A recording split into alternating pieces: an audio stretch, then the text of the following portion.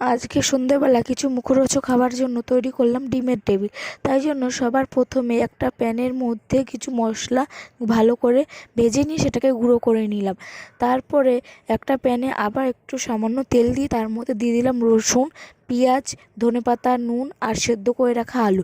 ওটাকে ভালো করে ভেজে নেবার পরে ডিম সেদ্ধ করে রাখতে হবে। সেই ডিমের ভেতরে সাদা মানে কুসুমটা আর একটা চিজ গ্রেট করে তার মধ্যে ভালো করে মাখিয়ে নিতে হবে। তারপর ডিমের সাদা অংশটার মধ্যে সেই ডিমের গ্রেট করে রাখা কুসুমের অংশটা দিয়ে দিতে হবে। তারপরে যে আলুটা আমরা করে রেখেছিলাম আলুটাকে ভালো করে লাগিয়ে নিতে হবে। তাহলে তৈরি হয়ে গেলো আমাদের ডিমের টেবিল। তারপর ওটা ফ্রাই করার জন্য একটা ছোটো বাটিতে একটা ডিম, একটু কর্নফ্লাওয়ার, একটু ধনের গুঁড়ো, একটু নুন দিয়ে ওইটাকে ভালো করে কোট করে নিয়ে ব্রেড ক্রাম্বসে কোট করে নিলেই তৈরি হয়ে গেল আমাদের ডিমের টেবিল।